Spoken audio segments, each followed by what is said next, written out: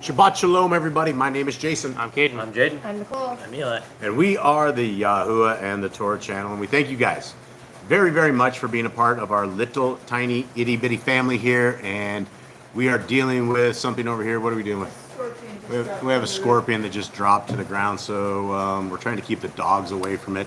But this is life in the jungle. This is what happens out here in the jungle. You just be sitting here and all of a sudden a scorpion will fall out of nowhere.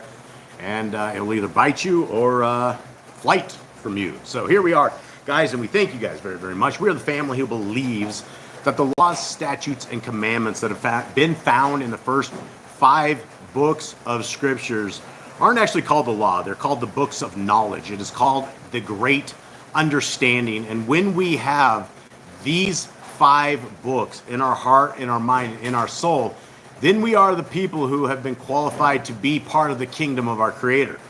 And so it is very important that as people who are looking for a world outside of this world, that we are very astute and very understanding of what these laws, statutes, and commandments are. And for those who have never been a part of this reading that we have on Shabbat, welcome, welcome, welcome. We welcome all of you guys. And what we're going to be doing is we're going to be going over these good instructions. We're going to go over every single one of them that we can do today. And we'll go over it very slowly. So if anybody has any kind of questions, any kind of comments, any kind of concerns about the laws, statutes, and commandments, then the best place to drop it in here is into the chat. And there's a lot of astute people who are very much part of Yah's people in the chat. And we can definitely address whatever situation that we are into. Cade, will you please open us up in prayer? Father, thank you for this day. Thank you for blessing us. Thank you for your Torah. We thank you for your sermon. We thank you for everything that you have given to us. And we ask that today is blessed, that Shabbat is the day that you have chosen, that it is blessed, that it is sanctified. We thank you for his name. Amen. Okay. All right. Let us, what we are going to be doing right here is what we call a Shema. And it is it's basically the entry verse that we read every Shabbat. And it's literally it's called the Shema, and it stands basically it's hear and obey. And for those who do not know who Yisrael is, Yisrael could very well be you guys. Anyone who is a part of our Creator's covenant path, those who value and those who keep the laws, statutes, and commandments of our Creator are considered His people. And so, Jaden, will you please give us the Shema? Hear, O Yisrael, Yahuwah Elohim, Yahuwah is one. And you shall love Yahuwah your Elohim with all your heart, and with all your being, and with all your might. And these words that I am commanding you today shall be in your heart, and you shall impress them upon your children, and shall speak of them when you sit in your house, and when you walk by the way, and when you lie down, and when you rise up. And shall bind them as a sign on your hand, and they shall be as frontlets between your eyes, and you shall write them on the doorposts of your house, and on your gates. Okay, so here we are, guys. This is a basic set of commandments. If you don't walk away from anything at all today other than simply this is what our instructions of our Creator have, is that we are to love Him with all our heart, with all our mind, with all our soul.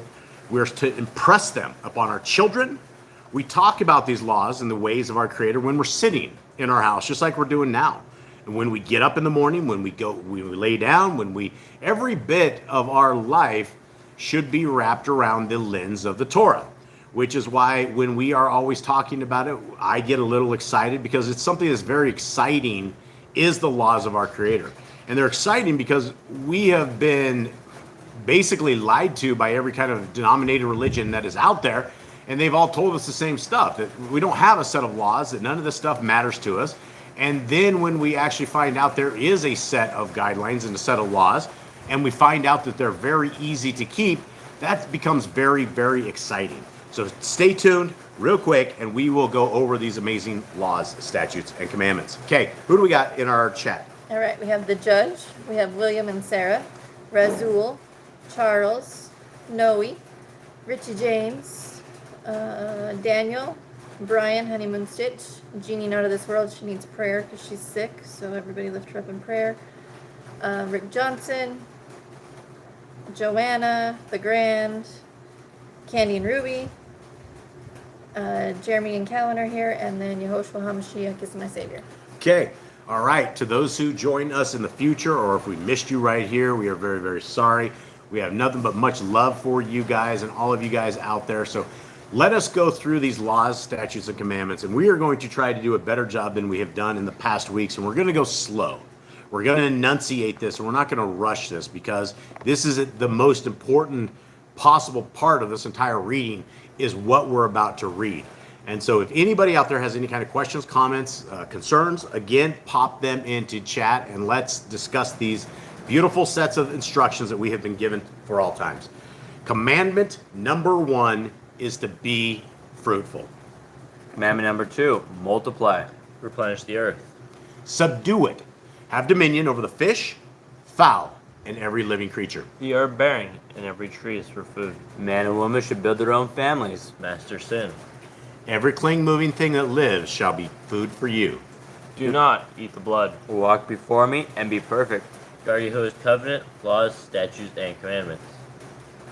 Every male shall be circumcised at 8 days old. Teach your children the commands and guard the way of Yahuwah. Remember Yahuwah's name for all generations. Keep the Passover. Keep the Feast of Unleavened Bread, festival of Matzah. There is one Torah for the stranger and the Hebrew. Sanctify all firstborn to Yahuwah. There are no mighty ones before Yahuwah.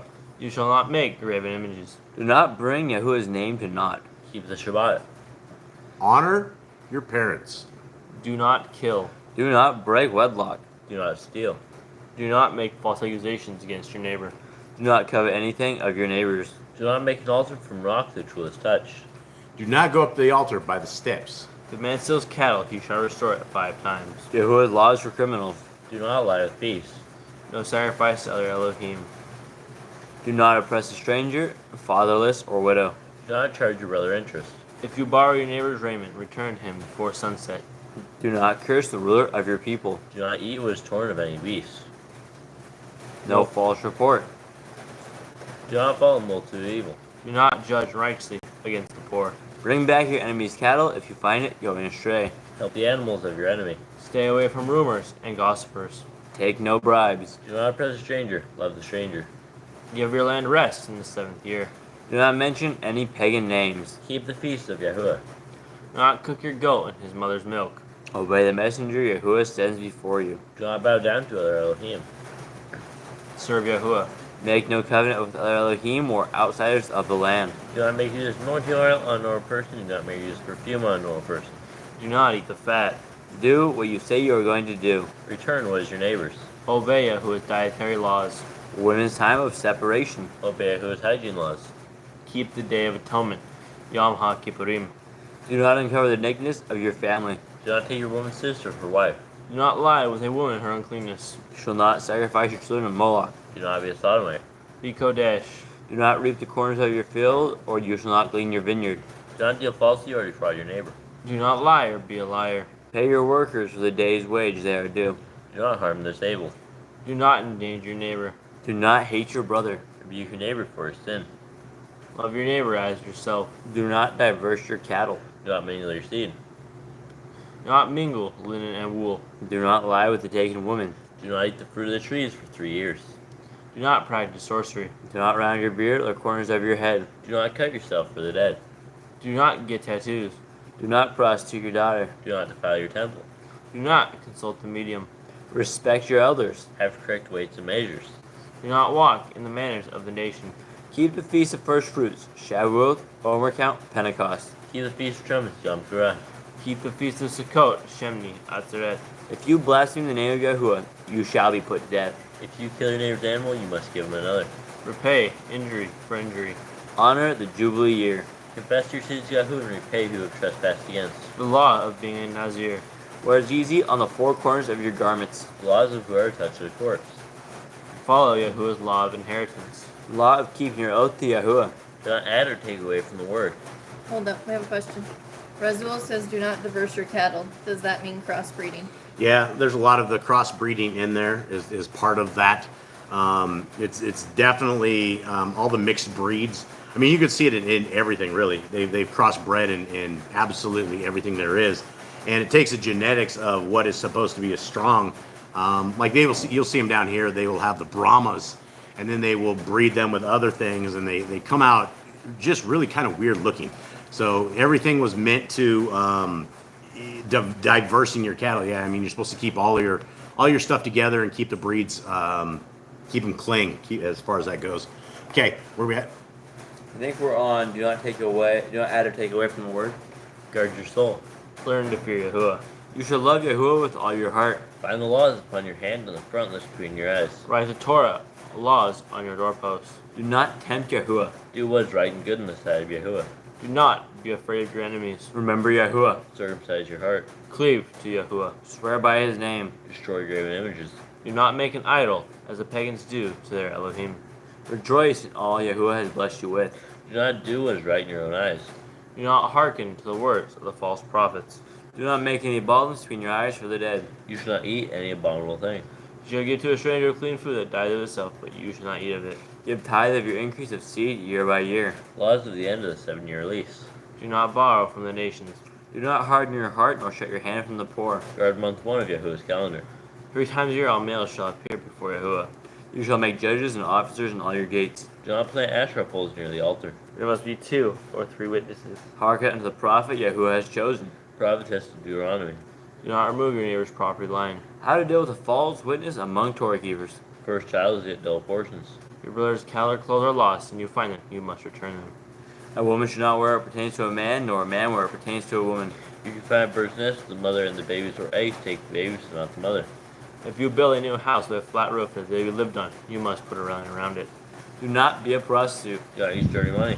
The law of divorce. Do not take a person's millstone for a pledge. If you lend to your brother, do not enter his house to get your payment. He must bring it to you. If he returns to living before sunset, that was his pledge. Do not oppress a hired servant that is poor and needy. Every man shall be put to death for his own sin. Do not go back to the forgotten sheep in the field, for the stranger, fatherless, and widow.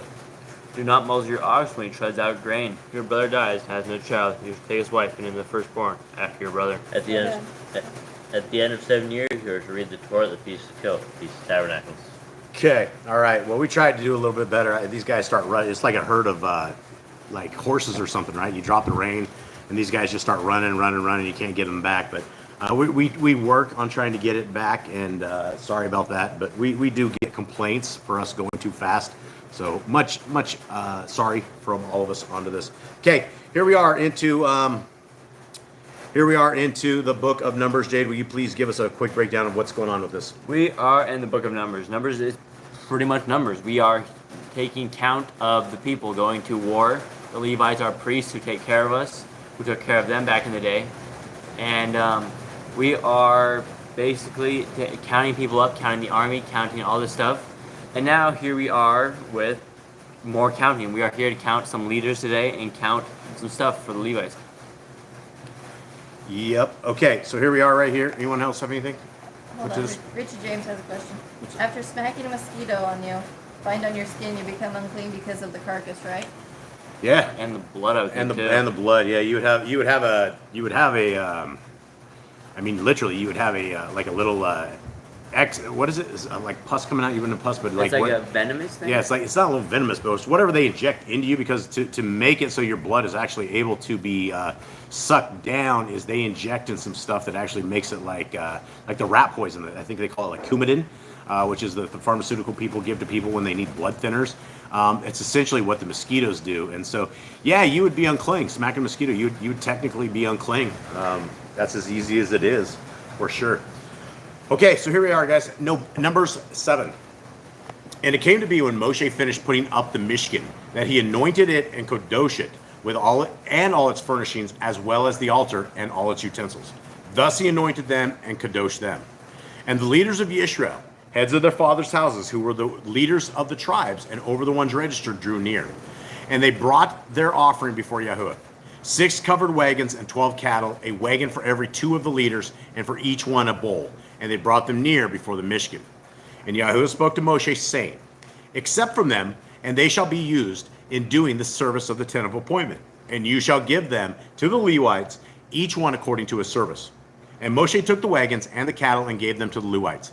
He gave 2 wagons and 4 cattle to the sons of Gershon, according to their service.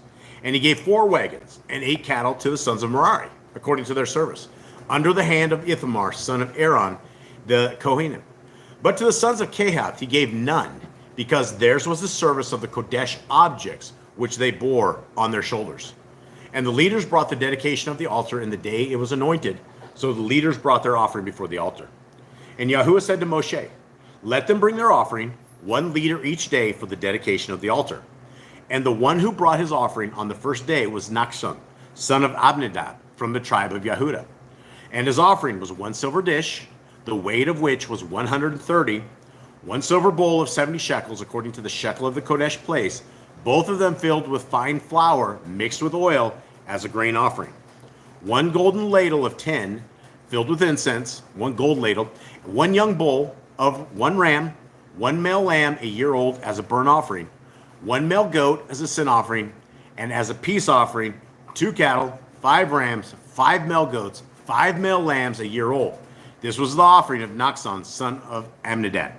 Now, as we get through this stuff, as we start reading through these are some of these chapters that it feels like they never end, because it goes over the exact same thing over and over and over. Now, this is very, very important, though. If we were back in this day and we were able to see this and to see this entire procession going through, all of the accounting part of this, everything that they were bringing on, it all has a purpose and it all has a point. Yeah, 18. and this stuff is for the Levites, right? This is basically their payment for their job in the church, because they don't get land, they don't get the other stuff the tribes do. So this is how they eat, this is how they get paid. Yeah, that's a very, very good point. And so the things that we do nowadays, where you have a man in a 501c3 church is standing behind his temple or standing behind his little pulpit, and he's basically taking 10% of cash from these people, that is completely unbiblical. Number one, he's not ordained. Definitely, he doesn't have the right message. And for sure, if people were really wanting to give the leaders of the congregation what they gave them back in the days, they would be giving them a lamb, some flour mixed with oil, all of these kind of things like this, right? And so all of this stuff where people are convinced they got to give people 10% of their money, it's out of unbiblical. It's totally unbiblical, definitely. Okay. Before you go, we have one more question What on you the got? commands. Yehoshua HaMashiach is my savior. What a woman should not wear of a man's. She wants you to explain that a little bit more. Where we at? Where she said it? A woman should not wear what is a man's. Okay, so this is the commandment, and we go over this a little bit oftentimes. This is the commandment that a woman should not wear what pertains to a man, and a man should not wear what pertains to a woman. What this is saying is, if you are a woman that feels like a man, so you go put on trousers and a man's hat and man's you're trying to look like a man in the role of a female, this is wrong. This is the problem. Just like the dudes that have a beard and get on high heels and a dress, that's a dude that should not be dressing like a woman. We are not to confuse the situation. We are not to jack the entire thing up. And simply imagine a world right now that this command was enforced, right? Imagine the people that would be killed off, right? Because in the event that you were dressing up as a woman and you're a dude, or a dude dressing up as a woman and you're pretending to be a woman, we're violating the general order of the ecosystem, right? None of us would be here if homosexuality was the main go-to, right? It's about Adam and Eve. It's not Adam and Steve, and it's not about trying to look like something that you're not. I get it. We live in a world full of GMOs. We have all of this crazy stuff. People are very, very, very confused about their genders. Most people didn't have full-on families. The testosterone in men is beyond the levels of women. It's like the testosterone levels in men are what 100-year-old men would have 30 years ago, right? The estrogen in women is all screwed up. Everything is completely whacked out. The point of this is, if you feel like a man and you're a woman, you got to figure this one out and get over it. The answer is not putting on man's clothes and pretending to be a man when you're obviously a female. Same for a dude. And, I feel like, back in the day, they had this movie called Idiocracy. It's another satanic show. But the whole point of that movie was these people in the future were literally watering their plants with Gatorade because it sounded like something good. And when people are like, well, we can't grow plants without, you should grow plants with water, people look at you like you're stupid. Now, you have this, and Trump came out, the one of the greatest Satanists of all. He comes out and he says there's only 2 genders. And then you have everybody's like, whoa, wow, There's only two genders. You know, I don't know how far we've gone down in society that we actually have to make a statement that there's only two genders, but it's obviously we've fallen so far down that that has to be it. And people are like, wow, that's simply amazing. So guys, if you're feeling like a chick, get a gym membership and start running, start working out, start bringing your testosterone up. It's not right either way. So guys, let's get out of the dresses if you're a man, and let's get out of your men's clothes if you're a woman. That's the point. Okay, continuing on. Anyone know where we're at? Yeah, we're on, I think we're on 18. Yeah, and then see, Chris, Obi Lyons, cross-dressers are a victim of Satan. Most of them suffer terrible mental. Yeah, and they do. That's the thing is you look at these guys and you can see this on these social media platforms where the dudes are so confused, the women are so confused. They don't look like they're in a good mental state. They look very, very weak, and there's something obviously wrong with them where they are having an identity crisis. And so, as a dude, go get a pocket knife and start whittling some stuff. As a chick, go into the kitchen and start baking some stuff, and whatever it takes to feel like a woman, whatever it feels to feel like a man. But let's not cross these. Let's get out of that whole world. Okay, where are we at, Phillips? 18? 18. Back to this. If you guys have any questions, stick them in there. You know we got the gift of gab. 18. On the second day, Nathaniel, son of Zuar, leader of Issachar, brought near. He brought his offering, 1 silver dish, the weight of which was 130, 1 silver bowl of 70 shekels, according to the shekel of the Kodesh place, both of them filled with fine flour mixed with oil as a grain offering. 1 golden ladle of 10, 1 gold ladle, filled with incense, 1 young bull, 1 ram, 1 male lamb, a year old, as a burnt offering, 1 male goat as a sin offering, and as a peace offering, 2 cattle, 5 rams, 5 male goats, 5 male lambs a year old. This was the offering of Nathaniel, son of Zuar. On the third day, Eliab, son of Kelon, leader of the children of Zebulun, his offering was 1 silver dish, the weight of which was 130, 1 silver bowl of 70 shekels, according to the shekel of the Kodesh place, both of them filled with fine flour mixed with oil as a grain offering. 1 gold ladle of 10, filled with incense, 1 young bull, 1 ram, 1 male lamb a year old as a burnt offering, 1 male goat as a sin offering, and as a peace offering, 2 cattle, 5 rams, 5 male goats, 5 male lambs a year old. This was the offering of Eliab, son of Kelon. On the fourth day, Elitzer, son of Shediar, leader of the children of Reuben, his offering was 1 silver dish, the weight of which was 130, 1 silver bowl of 70 shekels, according to the shekel of the Kodesh place, both of them filled with fine flour mixed with oil as a grain offering, 1 gold ladle of 10 filled with incense, 1 young bull, 1 ram, 1 male lamb a year old as a burnt offering, 1 male goat as a sin offering, and as a peace offering, 2 cattle, 5 rams, 5 male goats, 5 male lambs a year old. This was the offering of Eliezer, son of Shediar. On the fifth day, Shumliel, son of Zuri Shaddai, leader of the children of Shimon. His offering was 1 silver dish, the weight of which was 130, 1 silver bowl of 70 shekels, according to the shekel of the Kodesh place, both of them filled with fine flour mixed with grain as a grain offering. 1 gold ladle of 10, filled with incense, 1 young bull, 1 ram, 1 male lamb a year old as a burnt offering, 1 male goat as a sin offering, and as a peace offering, 2 cattle, 5 rams, 5 male goats, 5 male lambs a year old. This was the offering of Shelumiel, son of Zuri Shaddai. Now, a lot of you guys are going to say, oh, this is the same stuff over and over and over, which it is, and sometimes you have to do things over and over and over when you have 12 different tribes, and all of these tribes have to do the exact same thing. And so, as redundant as this may feel, this is very, very important that we have all of this stuff in our history book so we know exactly what's going on, and there's no questions. Okay, 42.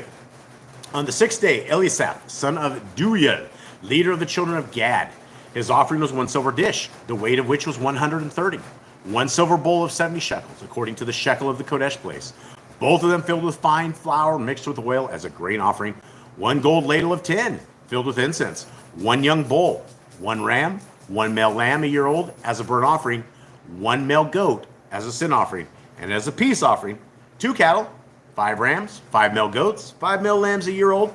This was the offering of Elisaph, son of Duriel. On the seventh day, Elishama, son of Amnihud, leader of the children of Ephraim. His offering was what, guys? One silver dish, the weight of which was 130. One silver bowl of 70 shekels, according to the shekel of the Kodesh place. Both of them filled with fine flour, mixed with oil as a grain offering. One gold ladle of tin, filled with incense. One young bull, one ram, one male lamb, a year old, as a burnt offering. One male goat, as a sin offering. And as a peace offering, 2 cattle, 5 rams, 5 male goats, 5 male lambs, a year old. This was the offering of Elishama, son of Amnihud. On the 8th day, Gamaliel, son of Pedasur, leader of the children of Manasseh. His offering was what? 1 silver dish. One silver dish, the weight of which was 130. One silver bowl of 70 shekels, according to the shekel of the Kodesh place. Both of them filled with fine flour mixed with oil as a grain offering. One gold ladle of tin, filled with incense. One young bull, one ram, one male lamb a year old as a burnt offering. One male goat as a sin offering. And as a peace offering, 2 cattle, 5 rams, 5 male goats, 5 male lambs a year old. This was the offering of Gamaliel, son of Pedasur. We don't see here, guys, we don't see people. You don't see these guys, and they see that they're heading forward with the progression of what they are supposed to have, including, one of that, 5 of this, 5 of that. But nobody's sitting there opening up the wallet, increasing the riches of these people, these filthy liars that are lying to people, preaching you the words of Paul. Right? You don't need one of these filthy liars. You don't need to pay people 10%. It's better probably just to get rid of the entire setup and the 10% and not listen to any of these guys than it is to literally listen to these guys. 60. No partridge in a pear tree either, right? It's what the Grand says. Okay, continuing on. 60. On the 9th day, Abdadan, son of Gidoni, leader of the children of Benjamin, his offering was 1 silver dish, the weight of which was 130. One silver bowl of 70 shekels, according to the shekel of the Kodesh place. Both of them filled with fine flour mixed with oil as a grain offering. One golden ladle of tin filled with incense. One young bull, one ram, one male lamb a year old as a burnt offering. One male goat as a sin offering. And as a peace offering, 2 cattle, 5 rams, 5 male goats, 5 male lambs a year old. This was the offering of Abdadan, son of Gidoni. On the 10th day, Achiezer, son of Amnishadi, leader of the children of Dan, his offering was 1 silver dish, the weight of which was 130. One silver bowl of 70 shekels, according to the shekel of the Kodesh place. Both of them filled with fine flour with an oil as a grain offering. One gold ladle of tin, filled with incense. One young bull, one ram, one male lamb a year old as a burnt offering. One male goat as a sin offering. And as a peace offering, 2 cattle, 5 rams, 5 male goats, 5 male lambs a year old. This was the offering of Achiezer, son of Amnishadai. Okay, there's only 12 tribes of Yisrael, so we're getting to the end of this, fellas and gals. On the 11th day, Pagiel, son of Ochran, leader of the children of Ashur. His offering was 1 silver dish, the weight of which was 130. Okay, 1 silver bowl of how many shekels? 70. According to the shekel of the Kodesh place, both of them filled with what? Fine flour And with mixed with oil as a grain offering. Do we have 2 golden ladles or do we have 1? 1. 1 golden ladle of tin filled with incense. Do we have anything else? Nope. We have 1 bull, 1 ram, 1 male lamb, a year old as a burnt offering, 1 male goat as a sin offering, and as a peace offering, 2 cattle, 5 rams, 5 male goats, 5 male lambs a year old. This was the offering of Pagiel, son of Ochran.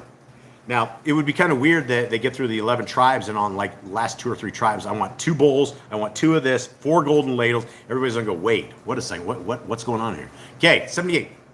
On the 12th day, Akira, son of Anan, leader of the children of Naphtali, his offering was 1 silver dish, the weight of which was 130, 1 silver bowl of 70 shekels, according to the shekel of the Kodesh place. Both of them filled with fine flour mixed with oil as a grain offering. 1 gold ladle of tin, filled with incense, 1 young bull, 1 ram, 1 male lamb, a year old as a burnt offering, 1 male goat as a sin offering, and as a peace offering, 2 cattle, 5 rams, 5 male goats, 5 male lambs a year old. This was the offering of Akira, son of Ainan. This was the dedication of the altar from the leaders of Yisrael when it was anointed 12 silver dishes, 12 silver bowls, 12 gold ladles. Each silver dish was 130 and each bowl 70. All the silver of the vessels was 2,400 according to the shekel of the Kodesh place. The 12 gold ladles filled with incense was 10 each according to the shekel of the Kodesh place. All the gold of the ladles was 120. All the cattle for the burnt offering were 12 young bulls, the rams 12, the male lambs a year old 12, with their grain offering, and the male goats as a sin offering 12. And all the cattle for the peace offerings were 24 bulls, the rams 60, the male goats 60, the lambs a year old 60. This was the dedication of the altar after it was anointed. And when Moshe went into the tent of appointment to speak with him, he heard the voice of one speaking to him from above the lid of atonement that was on the ark of the witness from between the two cherubim. Thus he spoke with him. Okay, so we get to all of this and we get to the very last verse on this thing. And we hear some very incredible stuff. And one of the reasons that we had to have all these sacrifices, one of the reasons that we had to have all the stuff that we are doing is all based upon, is our Creator going to talk to us? Is he going to exist with us? And during this time and during this era, our Creator absolutely was walking amongst the people as a cloud by day, fire by night. And then in the Holy of Holies, we have between the two cherubim wings, we have the voice of our Creator that's coming out and is talking to Moshe. And so these are the days when our Creator wanted us to walk with him in a certain way. And the only way that he was going to allow this to happen was when we are clean, when we are not living in sin, when we are not living with sin inundating our communities, but where we have basically repented, where we have atoned for our sins with these sacrifices, and then our Creator would still maintain and still walk with us. And so this is very important, because in the end times, when we are in the new kingdom, when we are in the new Jerusalem, these same kind of things are going to be happening. I believe there's going to be sacrifices. I believe there's going to be a temple system. I believe there's going to be Levites doing things of this nature. And it's going to continue on just like back in the day. This stuff is not outdated. It is not from just a certain time, then there's an expiration date. All of these things that our Creator has said is for all generation. It is for all times. It is for people who want to be the children of the Most High. And so that is our end to Numbers. Eli, let's roll us into the next thing. Words and numbers. Yeah, especially, Rick's talking about the numbers attached to these items have significant meanings. Words in Hebrew, numbers have meanings, especially in Hebrew. Yeah, absolutely. That's why we have first day, second day, third day, fourth day. That's why we have our months that are month 1, month 2, month 3, month 4. Everything has a meaning.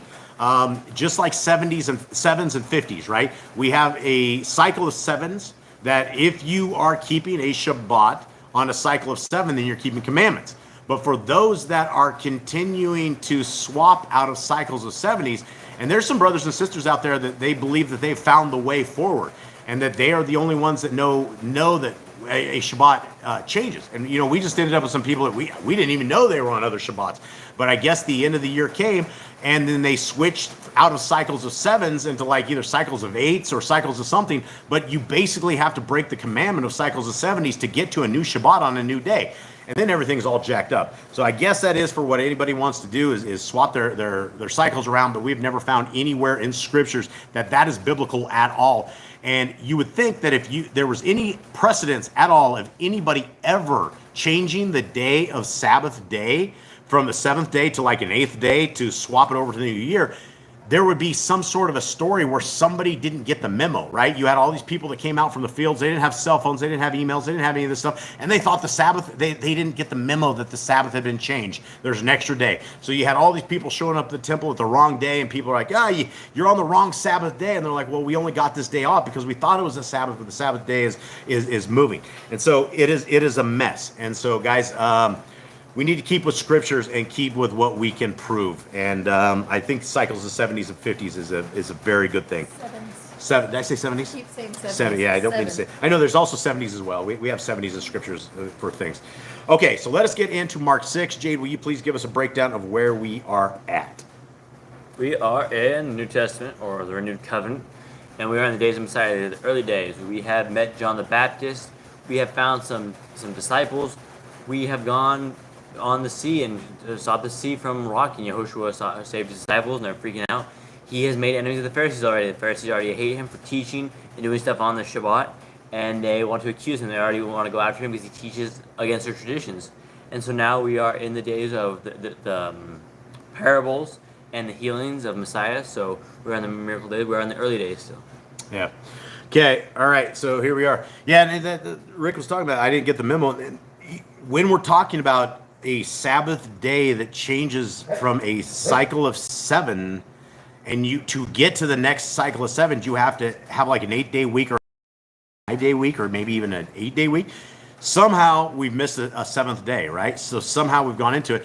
And I think our Creator is so astute and so smart and so mathematically proper that he doesn't need to switch things up to get things working. I think things are working pretty much as they are. So for us, I think we'll stick with cycles of 7s and 50s. Okay, Mark 6. And he went away from there and came to his own country, and his Talmudim followed him. It's talking about our Messiah, right? He went away from there. So this is when Messiah was walking with his people. Matthew, Mark, Luke, and John are incredible books. I would also like to include the book of Khalidi with this as well. And, you know, I had a brother in chains who I still have to write to him today, but he was kind of scoffing on this. He's like, you know, if Jesus were legit, and of course, everyone on the outside calls him Jesus. There's no J's in Hebrew. His name is Yahushua. But he says if Yahushua was legit, there would be a lot more stories about him, right? It would be something else other than this. And what's funny is this homeboy is sitting with Yah Scriptures in his cell. And so, in fact, he's also sitting with another story right before the book of Khalidi, which is the story of John the Baptist as a child and all of the stuff that went on to that. So there are a lot more stories of our Messiah. There were a lot more stories in our Apocrypha. And throughout the years, you have the Catholics and the Protestants and everybody in between that have ripped books out until we ended up with a 66th book. But if we had literally all the writings of everything along the times, I think we'd be better off than what we are now. Right now, we're fighting for information, which is why Yah Scriptures is probably the greatest English translation anywhere in there. All right, so let us continue on. Reading chat here. Okay. 2. And Shabbat having come, he began to teach in the congregation. And many who heard were astonished, saying, where did he get all this? And what wisdom is this which he is given to him, that such miracles are done through his hands? Is this not the carpenter, the son, the Ben of Miriam, the brother of Jacob and Joseph, and Yehuda and Shimon? And are not his sisters here with us? And they stumbled in him, right? And this is the Messiah talks about this a lot, right? A prophet is not loved in his own hometown, right? When you grow up in a little area and you have been there all your life, people don't know what to expect. If you're a guy that just came into town and you're a mystery, it's far easier to accept the mystery than it is somebody of your own people. And so this point right here really messes with these people because they saw Messiah grow up in their midst. And now he's laying hands on people, healing them, bringing the sick back, making the blind see, people coming from the dead to life, and it tricks them out. They don't understand this. Okay, continuing on. 4. And Yahushua said to them, a Navi is not unappreciated except in his own country and among his own relatives and in his own house. I guess I gave you guys a spoiler alert. I didn't actually read this today.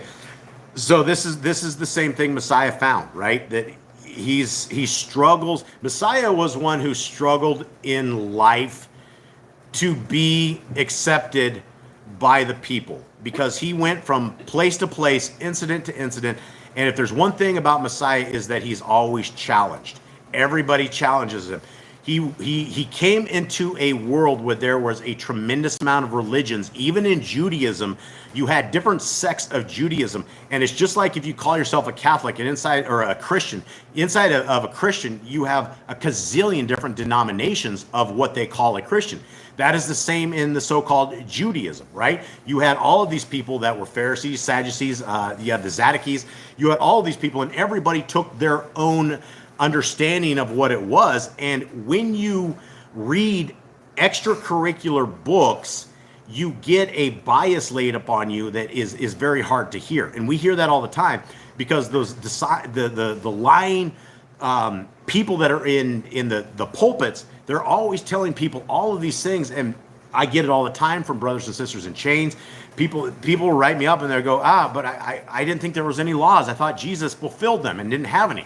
So the thing that all of us have to understand is that we are in the mix of the same thing that Messiah is into. Everybody has their own salvation. Everybody's figured out how to get saved. You ask any Christian how to be saved, they'll tell you can just accept Jesus into your heart and you're saved. Salvation can never be ripped from your hands.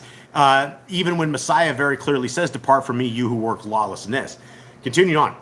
5. And he was unable to do any miracle there, except that he laid his hands on a few sick ones, and healed them. And I would like to reiterate on this verse that it wasn't that he was unable to do any miracles there. It's that he did not do any of the miracles there. And Messiah clearly talks to us about it in the other books, that sometimes by healing a sick person or somebody that was diseased or broken would only bring that person into a more spiritual depravity. That whatever was done would not take this guy's soul and make it where it is equipped for the kingdom to come. And so sometimes the prayers that people ask, they seem like, well, we never get our prayers answered.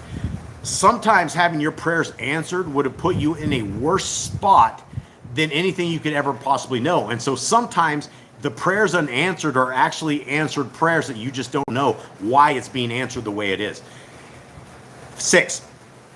And he marveled because of their unbelief, the people in these villages. And he was going around among the villages teaching. And he called the 12 near and began to send them out 2 by 2 and gave them authority over unclean spirits.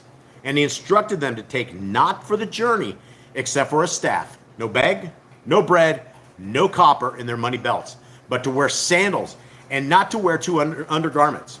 And he said to them, whenever you enter into a house, stay there until you leave that place. And any place that does not receive you or listen to you when you leave there, shake off the dust under your feet as a witness against them. Truly, I say to you, it shall be more bearable for Sodom and Gomorrah in the day of judgment than for that city. Now, a lot of people will take the words of our Messiah and they don't take the rest of his words. Because you will have people that will take this right here and they will go out. They will just go out and they're like, I'm missionaries. And in fact, that's what the missionaries of today do. And, you know, if you're looking at some of the greatest Satanists of this world, right? What other people are out there teaching people the incorrect ways to do things, and they're out there saving everybody in the name of Jesus, every single one of these people. And so we have all these so-called missionaries that are doing the devil's work. But when you are out there, this is not our Messiah telling you right now to go drop everything you do and just start missionarying these people with the incorrect message, right? And I get that a lot, because there's other places in Messiah's writings where he says, if you do not have a sword, sell your cloak and buy one. So people are like, well, it's always about this. We're given, and we're not to prepare ourselves. We're not to defend ourselves. And that's not what Messiah says at all. What he's talking about is he's talking about sending these guys away 2 by 2, and he gave them the power that they needed to get rid of unclean spirits. He gave them the instructions that they did not need to take stuff for them because they would be provided for them. So let's continue on. 11. And any one, 12. And they went out and proclaimed the purpose to repent. And they were casting out many demons, and they were anointing with oil many who were sick, and they were healing them. Sovereign Herodes heard, for his name had become well known. And he said, Yochanan the Immerser has been raised from the dead, and because of these powers are at work in him. Others said, he is Eliyahu, and others said, he is a Navite, just like the Nebiim. But when Herodes heard, he said, this one is Yochanan, whom I beheaded. He has been raised from the dead. For Herodes himself had sent and seized Yochanan and bound him in prison because of Herodias, his brother Philippus' wife, because he had married her. For Yochanan had said to Herodias, it is not right for you to have your brother's wife, which it is not in this instance. So Herodias held a grudge against him and wanted to kill him, but was unable. For Herodes feared Yochanan, knowing that he was righteous and a Kodesh man, and he protected him. And when he heard him, he was much perplexed, yet heard him gladly. And a suitable day came when Herodes, on his birthday, gave a feast for his great men, and the high officers, and the chief men of Galilee. And when the daughter of Herodias herself came in and danced and pleased Herodes and those who sat with him. The sovereign said to the girl, ask me whatever you want, and I shall give it to you. Now, this is one of these incidents that basically changed the world that we lived in. And there's a tremendous amount of, commands that we are breaking here. No doubt this girl, she was probably dressed like a little slut, is my guess. And she probably went out there and started dancing around these guys all in these little slutty outfits and everything, to the point that you had a whole bunch of intoxicated guys, including the king, or kind of the king of the area. And he's like, ask me whatever you want and I shall give it to you. Huge things. The devil was definitely in all of this. Lots of issues. And I will tell you, from the extracurricular books in the Apocrypha, and this is actually not a story in the Apocrypha that we have yet, but will be in our next Apocrypha, this same girl that's about to ask for the head of John the Baptist, she was decapitated herself in an ice skating accident where she fell through the ice and her head ended up on top of the ice as the rest of her body was down under that. So there's some stuff that's going to happen here that will change lots of lives and lots of things forever. Okay, 23. And he swore to her, whatever you ask me, I shall give you, up to half of my reign. And she went out and said to her mother, what shall I ask? And she said, the head of Yochanan the immerser. And coming in immediately with haste to the sovereign, she asked, saying, I want you to give me at once the head of Yochanan the immerser on a dish. Now we're talking some savage people here, right? Asking people in this day and age things like this, people are going to say, you're psychopath, right? You're absolutely psychopath. Not only killing somebody, but then taking their head and sticking it on a platter. This is some deeply disturbing things. 26. And the sovereign, becoming deeply grieved because of the oaths and because of those who sat with him, did not want to refuse her. So all of a sudden, this guy all liquored up, having a party, basically being seduced by a daughter that wasn't really his. It was his brother's wife's daughter. And all of a sudden, he lost control. All of this because of a party and all of these things. And the sovereign straightway sent an executioner and commanded his head to be brought. And he went and beheaded him in prison and brought his head on a dish and gave it to the girl. And the girl gave it to her mother. And when his talmidin heard it, they came and took away his dead body and laid it in a tomb. And the emissaries gathered to Yahushua and reported to him all, both what they had done and what they had taught. And he said to them, come aside by yourselves to a lonely place and rest a little. For there were many coming and going, and they did not even have time to eat. And they went away to a lonely place in the boat by themselves. But they saw them going, and many recognized him and ran there on foot from all the cities and came before them and came together to him. And I've talked about this before. This is an actor. This is somebody who is extremely important in this day and age. Messiah was one of these people that were a celebrity of celebrities, and finding peace and quiet for our Messiah was very, very hard. Finding a moment of peace was very, very hard. And most of us, we like our peace. We like our quiet. We would not be able to be dealing with people constantly. And all these people, they weren't coming to him just to worship him. They were coming to him with problems. There were always problems. There was always issues. Messiah was having to sit here and deal with all of this stuff. So shouts out to our Messiah for having the patience to be able to deal with all of this. Continuing on, 34. And having gone out, Yahushua saw a large crowd and was moved with compassion for them because they were like sheep, not having a shepherd. And he began to teach them much. And as the hour grew late, his talmidim came to him and said, this is a lonely place, and now the hour is late. Send them away so they go into the surrounding country and villages and buy themselves bread, since they have not to eat. Messiah, but he answering them, said to them, you give them to eat. And they said to him, should we go and buy 200 silver pieces worth of bread and give them to eat? Then he said to them, how many loaves do you have? Go and see. And when they found out, they said, 5 and 2 fish. And he ordered them to make them all sit down in groups on the green grass. And they sat down in groups in hundreds and fifties. And taking the loaves and the 2 fish, looking up to the Shamaim, he barak and broke the loaves and gave them to his talmidim to put before them. And the 2 fish he divided among them all, and all ate and were satisfied. Okay, so this is something I often like to talk about, this particular situation right here, because there's not a lot of fish and there's not a lot of bread. But our Messiah had everybody sit down, and more than likely he was a little bit above them so that people could all see him. And he just started picking the stuff apart. And, it's just, I don't know what that would look like, Does he take a piece of bread and rip a piece off and that piece of bread never goes anywhere? How is it reforming? What does this look like? And what are these people thinking? Because at first when he did this, people were probably just going to be thinking he's putting his lunch together. But he had everybody sit down, and he started becoming the master chef for everybody. He became the master provider for all of them. And out of these 2 fish and the bread, he divided. 42 says, and all ate and were satisfied. Continuing on, and they picked up 12 baskets filled with pieces, also from the fish. Now those who ate the loaves were about 5,000 men. And immediately he made his talmidim enter into the boat and to go before him to the other side, to Beth Zaida, while he was dismissing the crowd. And having sent them away, he went away to the mountain to pray. And when evening came, the boat was in the middle of the sea, and he was alone on the land.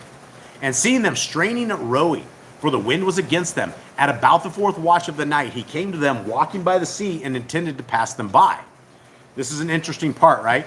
The whole part was intended to pass them by. You see your people out there on the boat. You see them, as humans, we stress about a lot of things, right? We are not in control of the elements around us. And for anybody who's been on a boat in the middle of a tossing storm, it's going to be very, very concerning. But Messiah is out there walking in the water. And when they saw him walking on the sea, they thought it was a phantom and cried out, for they all saw him and were troubled. And immediately he spoke to them and said to them, "Take courage, it is I. Do not be afraid." And he went up to them into the boat, and the wind ceased. And they were exceedingly amazed in themselves and marveled, for they did not understand about the loaves, because their heart was hardened. And having passed over, they came to the land of Gennesaret and drew to shore. Now, this is kind of interesting, right?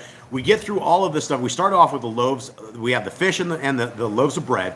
And then it goes, he feeds everybody. And then it takes us into the part about being in the water, right? Everybody's being tossed about. Everybody's about to die. And then the last verse of this says, they exceedingly amazed in themselves and marveled, for they did not understand about the loaves because their heart was hardened.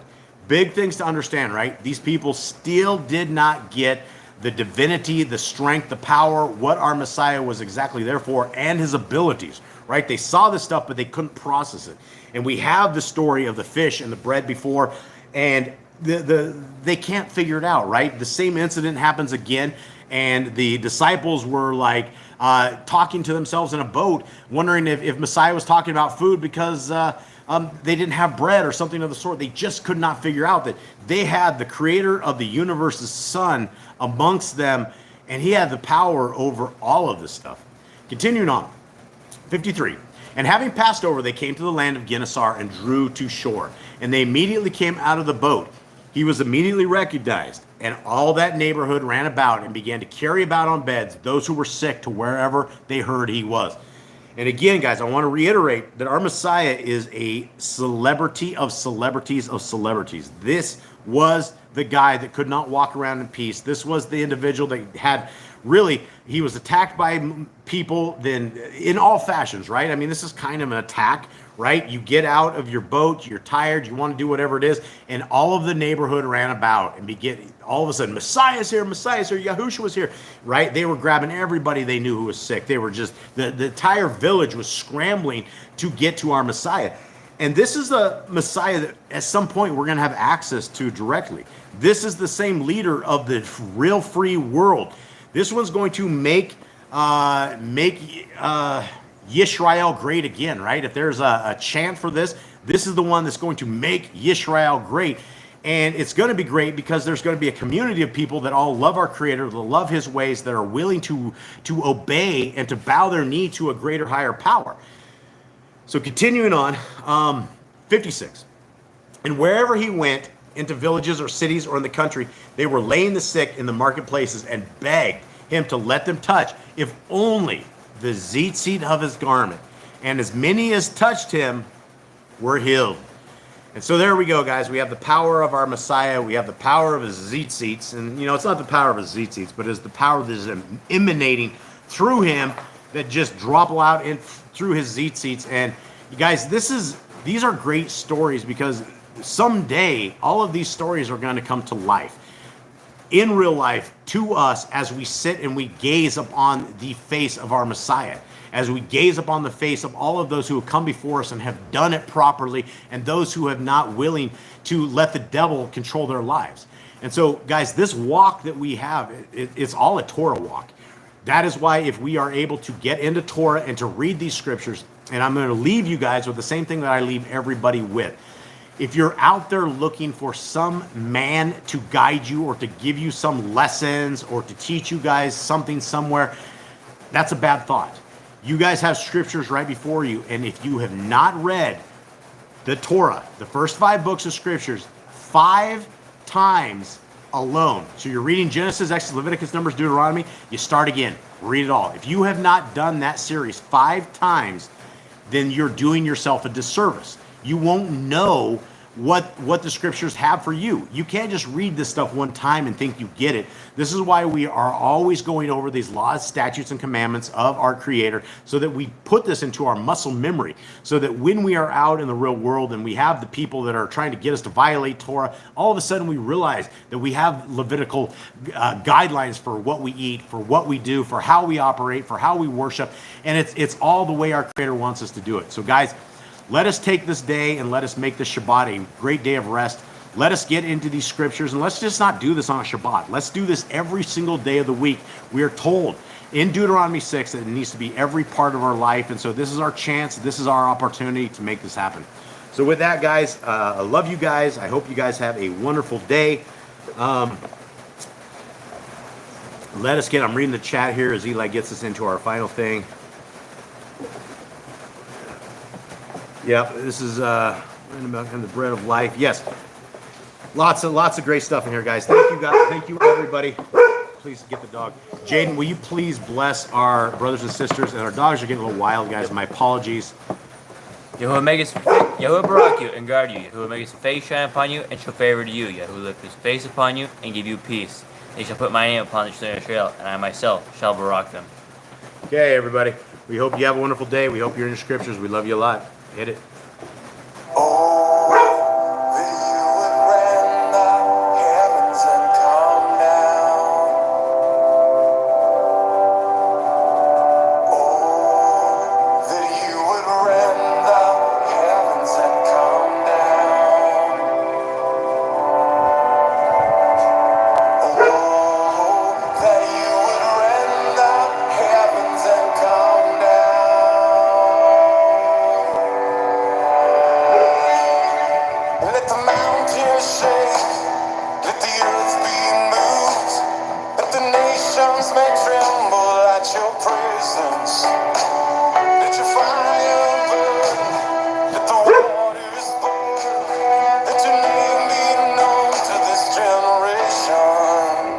Come down.